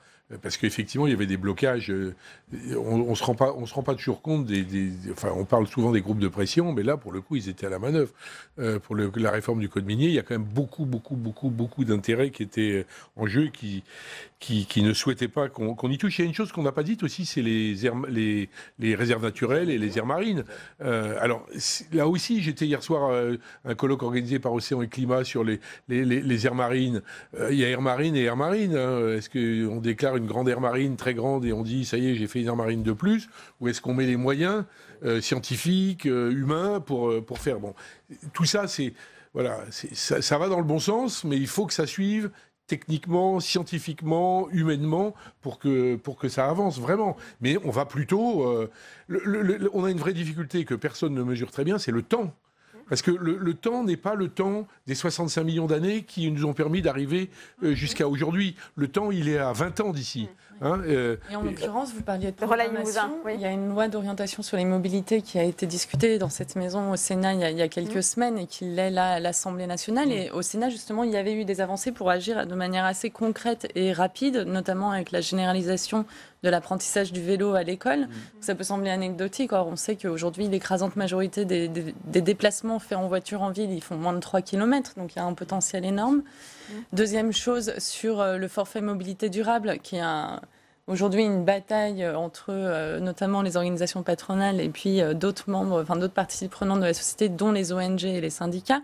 Il a été rendu cumulable avec le remboursement des transports en commun. Là, il y a eu un retour en arrière sur ces 2 points à la Commission avec le soutien du gouvernement. Donc pour nous, il n'y a pas d'avancée vraiment concrète dans cette loi. En termes de programmation... Même s'il y a 13 milliards dans cette loi pour les transports, vous ne pouvez pas réduire la loi d'orientation sur le il y a encore tous les projets routiers dont je parlais. Et puis, par exemple, sur la fin des véhicules diesel essence, on sait qu'il va falloir sortir des énergies fossiles. La neutralité carbone en 2050, ça signifie que bien avant 2040, il faut qu'on arrête de mettre des véhicules neufs sur les routes.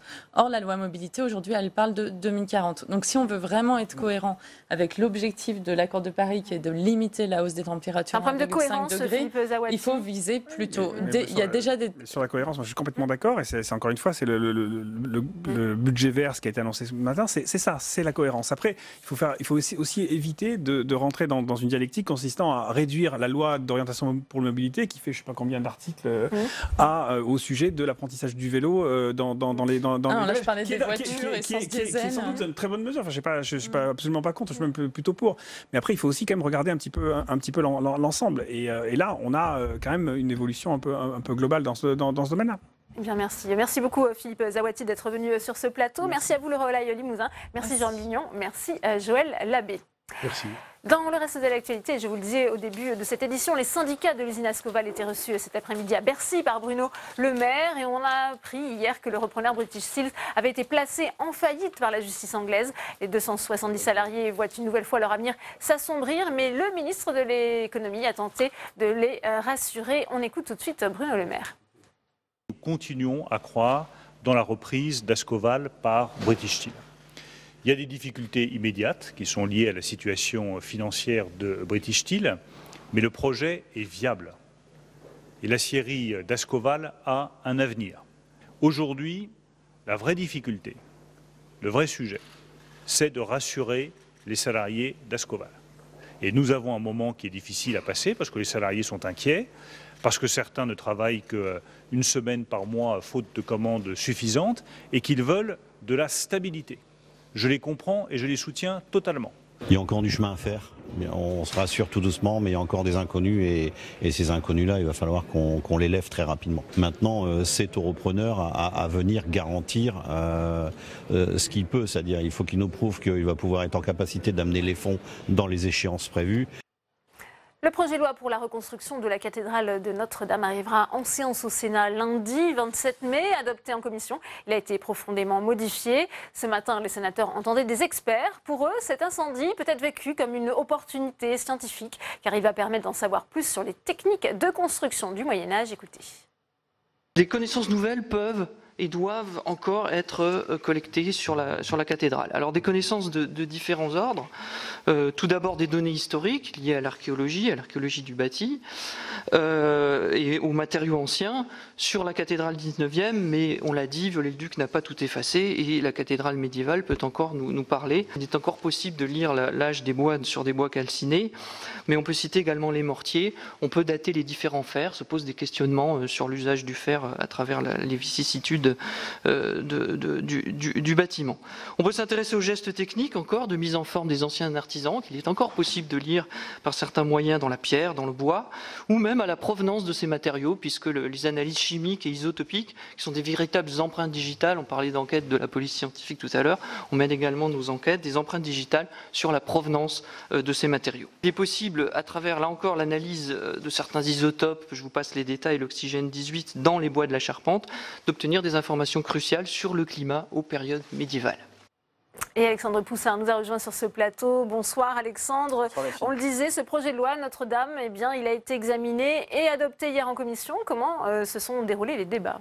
Eh bien, la Commission de la Culture n'apprécie pas du tout la précipitation du gouvernement sur ce chantier qui veut respecter l'objectif des 5 ans pour reconstruire la cathédrale Notre-Dame de Paris. Les sénateurs ont donc retoqué certains points du projet de loi et notamment l'article 9 qui permet au gouvernement de prendre certaines ordonnances et certaines dérogations aux règles d'urbanisme, de protection de l'environnement et de protection du patrimoine de manière à accélérer les travaux et à faciliter la réalisation de ce chantier. Alors cet article 9, la Commission de la Culture l'a tout simplement supprimé car les sénateurs estiment que l'État doit être exemplaire sur ce chantier. Que diront les autres propriétaires de monuments historiques qui respectent ces règles d'urbanisme si l'État lui-même ne fait pas un effort, n'est pas exemplaire sur un chantier emblématique comme Notre-Dame? Écoutez la sénatrice Les Républicains Catherine Dumas sur ce point.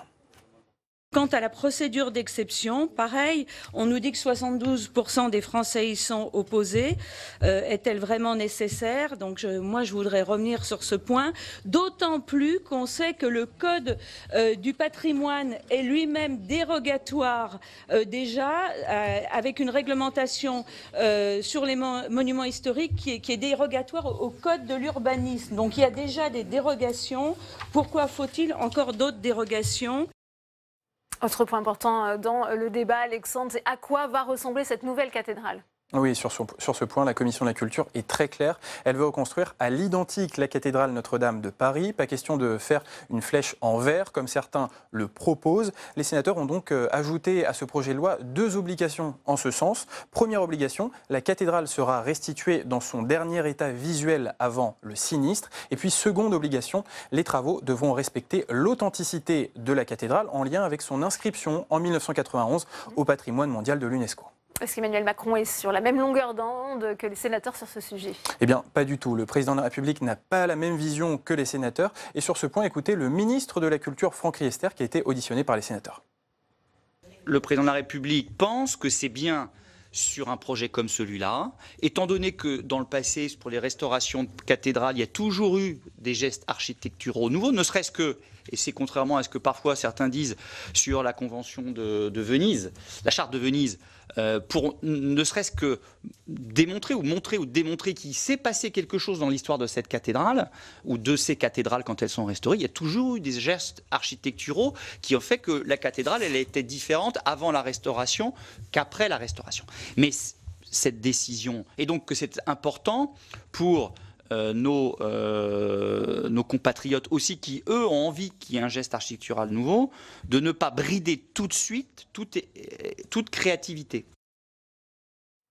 Donc vous le voyez Delphine, avec ce projet de loi qui arrive la semaine prochaine au Sénat, on se dirige vers un débat architectural entre les anciens et les modernes, ce qui rappelle étrangement une fracture politique ancien monde, nouveau monde, sur laquelle Emmanuel Macron avait basé son élection. Merci beaucoup Alexandre, et justement on va continuer sur ce thème avec vous Tantra Nuit, avec la sénatrice LR de Paris Céline Boulay-Espéronnier. Elle était justement sur le site de Notre-Dame de Paris ce matin. Céline Boulay-Espéronnier, ce matin encore, vous étiez à Notre-Dame.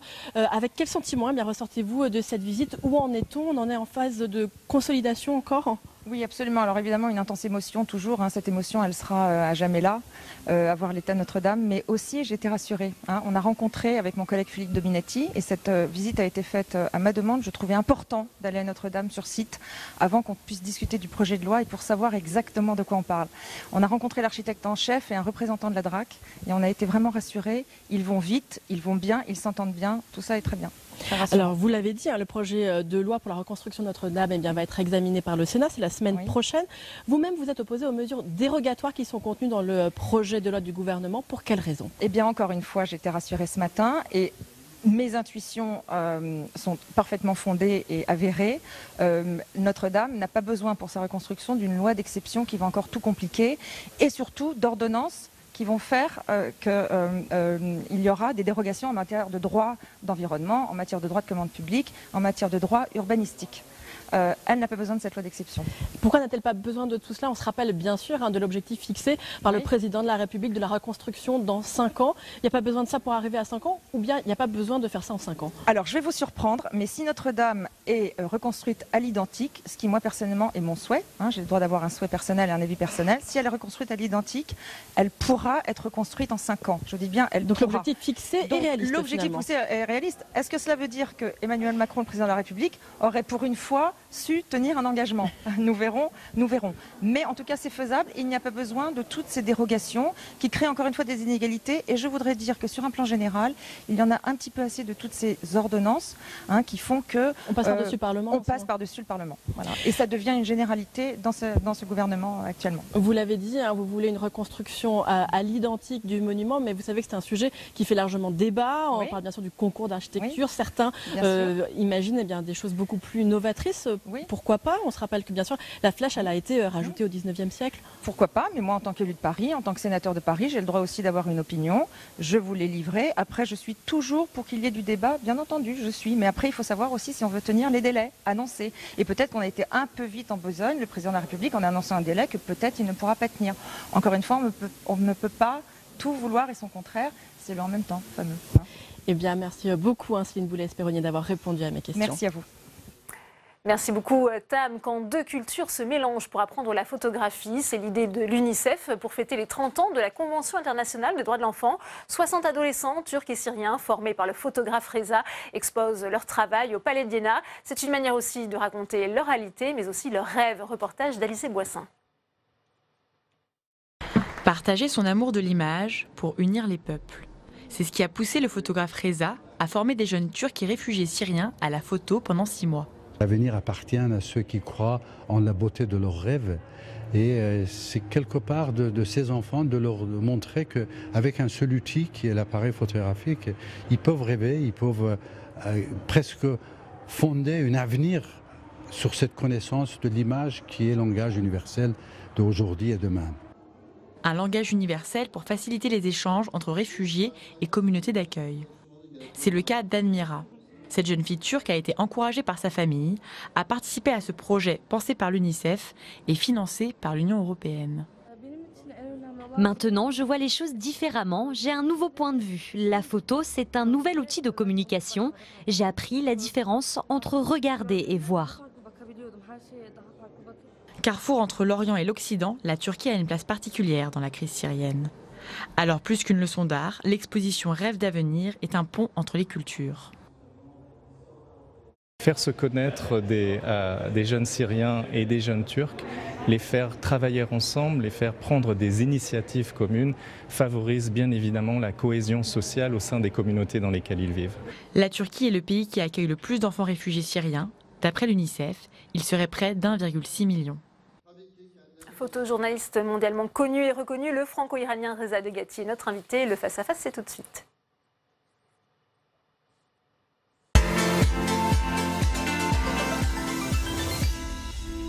Bonsoir Reza, merci d'avoir accepté l'invitation de Public Sénat. On vient de voir le travail de ces jeunes. Ils sont âgés de 11 ans à 18 ans. Ce sont des réfugiés turcs et syriens. Qu'est-ce qu'ils expriment selon vous à travers ces photographies ? Leur rêve, enfin, c'est ce qui était le plus important dans ce travail, c'était de voir que ces deux groupes, jeunes réfugiés syriens et aussi jeunes familles turques qui vivent ensemble, qui sont des familles d'accueil, grâce à la photographie, grâce à cette médium, ils ont commencé à connaître leurs environnements, ils ont commencé à s'intéresser aux êtres humains, à leur culture, mais quelque part de se projeter dans un avenir meilleur. Ils vous ont surpris, ces jeunes ? Énormément, constamment. Ce sont une première groupe en Turquie, mais j'ai déjà formé d'autres dans d'autres camps de réfugiés, en Kurdistan irakien, dans les favelas en Buenos Aires, dans les banlieues en France, une dizaine de banlieues. Donc chaque fois, c'est toujours la même surprise de voir combien les jeunes, ils ont vraiment envie de s'exprimer, ils ont vraiment envie d'expliquer leur monde à nous les adultes, de dire regardez comment nous on voit le monde. Et ça, la photographie, je pense que c'est le meilleur élément de créer cette lien. Et ils vont très loin. Vous avez vu Golmira qui disait que avant on regardait, maintenant on voit. Et c'est ça qui est le meilleur outil, je dirais, de se connecter au monde. Qu'est-ce que vous leur enseignez, puisque ce sont eux qui choisissent leur thème? Il ne faut pas se concentrer seulement sur la technique, c'est votre message. L'important, c'est l'œil aussi. En réalité, il n'y a rien de technique. Moi, personnellement, malgré 50 ans de travail, je ne suis pas très bon dans le technique, si vous voulez. Je me suis concentré plutôt à voir, à chercher, à regarder. Et c'est ça que je les forme à ça, à regarder, à voir et pouvoir s'exprimer avec langage de l'image. Donc c'est plutôt ça, c'est pas du tout technique. Qu'est-ce que cela rapporte justement de travailler avec vous, de s'ouvrir à la photographie? La première chose, c'est avoir une confiance en eux-mêmes. C'est la première chose que tous ces jeunes ils obtiennent, c'est ils ont confiance en eux-mêmes. Et ça, c'est, je crois, très important de donner à un jeune, à un enfant, une confiance en soi-même, en son avenir, en voyant que finalement, il a la possibilité de s'exprimer, il peut aller plus loin dans ce métier, que soit la photographie, que soit tout ce qui est lié à l'image. Nous rentrons dans une ère de l'image, nous sommes déjà rentrés. L'image, avec les emojis et tout ce qu'on utilise, c'est devenu notre relation quotidienne. Et là, ils arrivent à bien capter, à bien utiliser cet médium qui est la caméra, qui est l'appareil photographique, et s'exprimer. On le disait, ce projet permet de mettre les cultures en face à face avec justement beaucoup de réfugiés syriens qui sont en Turquie. Ce sont deux communautés qui se côtoient mais qui ne se connaissent pas finalement. Ils arrivent justement à créer cette cohésion sociale dont parlait le représentant de l'UNICEF en Turquie que l'on a vu dans le reportage. Exactement, Philippe Duhamel, le représentant de l'UNICEF en Turquie avec qui nous avons fait ces programmes, et UNICEF France qui a aussi, ils ont œuvré pour continuer ça, pour mettre l'expo, parce que d'une part, pendant ces 40 ans que j'étais dans toutes ces zones de guerre et conflit, j'ai vu l'impact du travail de l'UNICEF. Et c'est une des raisons pour lesquelles vraiment je me suis concentré beaucoup à ce travail avec eux, parce qu'ils ont un vrai impact sur les jeunes et surtout l'éducation des enfants. Et ça, c'est ce qui compte le plus pour moi, c'est créer ce lien entre les communautés grâce à ces jeunes. Un autre exemple, c'est quand nous avions fait ces projets dans le quartier Mirail à Toulouse. 40 jeunes de quartier Mirail, ils ont photographié leur quotidien et ensuite c'était exposé dans la salle des illustres de mairie de Toulouse. Vous voyez, donc grâce à ça, on crée des liens entre deux communautés ou deux personnes qui se côtoient mais ils ne se voient pas. Nous n'avons pas une idée comment les gens ils vivent dans un camp de réfugiés. Nous n'avons pas une idée comment les gens ils vivent dans ces quartiers pauvres ou à périphérie des grandes villes. Mais grâce à leur travail, d'un seul coup, on commence à les voir, on commence à les connaître. Parce qu'on a peur ou on rejette quelque chose qu'on ne connaît pas. Et ça, c'est le meilleur moyen de faire connaître l'un à l'autre. Quel regard portez-vous aussi sur l'accueil des réfugiés en France et sur la politique migratoire ? Je pense que nous n'avons pas atteint le rôle que le monde il nous donne. Le monde entier, parce que comme je voyage, je sais comment les gens ils voient la France. La France, pour le monde entier, c'est le porte-drapeau d'une culture de l'Occident, c'est le porte-drapeau des droits de l'homme, et c'est comme ça qu'ils le regardent. Malheureusement, ces dernières années, nous n'étions pas en tort de ce que le monde il voit et l'image que nous avons de France dans le monde entier. Nous avons beaucoup de possibilités d'accueillir plus de gens, plus de migrants. Quand on voit qu'un pays comme Liban, ils ont 2 millions de réfugiés, ils sont 4 millions eux-mêmes. Quand on voit que Kurdistan irakien, qui sont 4 millions, ils ont 2 millions de réfugiés. Quand on voit que la Turquie, il reçoit 4 millions de réfugiés, on se dit, mais ces raisons, enfin, il n'y a pas de raison que nous, on parle de 10 000, 15 000, 20 000, et que même ces petits nombres, ça crée une tollée, et ça donne la possibilité à plein de groupes politiques de profiter de ça, d'utiliser ça pour avoir leurs lecteurs de voter pour eux. Et c'est ça qui est complètement inhumain, d'utiliser la misère des autres, parce que ces gens-là, ils fuient la guerre, ces gens-là, ils fuient les bombardements. Je suis bien placé de voir comment ils vivent, qu'est-ce qui s'est passé dans leur maison, comment ils ont été obligés de quitter tout et venir ici prendre refuge. Justement, vous poursuivez votre travail de photojournaliste en parallèle de ces nombreux projets humanitaires. On va voir quelques-unes de vos photos les plus célèbres. Il y a ce portrait, évidemment, du commandant Massoud. Quel souvenir gardez-vous de cette rencontre? Je sais que vous avez rencontré son fils il y a quelques années. Massoud fait partie de ces gens que je pense ils ont joué un rôle important dans l'histoire de l'humanité. C'est son travail, c'est le travail de son équipe qui a finalement il a mis à genoux l'armée soviétique, la plus grande armée du monde. Et c'est cette vague d'échecs qui a fait quelque part tomber le mur de Berlin. Il ne faut pas oublier le rôle qu'il a joué dans l'histoire moderne. Massoud, c'était comme Gandhi, comme Mandela, comme Martin Luther King, un de ces personnages qui ont vraiment œuvré pour l'humanité, et pas seulement pour un seul pays, mais avec son acte, quelque part. Moi, ce que je me rappelle de cet homme que j'ai côtoyé pendant 17 ans, c'était plutôt un homme de culture, un vrai poète, qui disait chaque fois « je suis obligé d'habiller en militaire, mais ce n'est pas du tout ça que j'aimerais ». Vous avez rencontré son fils il y a quelques années. Là aussi, c'est quelque chose qui vous tenait à cœur, de retourner aussi voir les personnes que vous avez photographiées. Vous le faites fréquemment ? Afghanistan, c'est quelque part l'endroit où je vais souvent. J'ai créé une grande ONG, association AINA, qui a formé plus d'1 millier de femmes afghanes à tous les métiers de médias et journalisme. Parallèle à mon travail photographique, je mène aussi, au nom des ateliers Reza, ces formations, ou à AINA en Afghanistan. Et le fils de Massoud, une des raisons pour lesquelles j'étais allé voir et que je suis en contact constant avec lui, c'est parce que il est à la tête de Fondation Massoud, et la Fondation Massoud, il œuvre pour l'éducation en Afghanistan. Eh bien, merci beaucoup Reza d'être venu nous parler de votre passion pour la photographie et de cette transmission que vous proposez à tous ces jeunes. Merci beaucoup d'avoir accepté l'invitation de Public Sénat. Merci de me donner cette possibilité. C'est la fin de cette édition. Merci à vous de l'avoir suivi. À 18h30, on va plus loin, présenté par Rebecca Fitoussi. Très bonne suite des programmes sur notre antenne.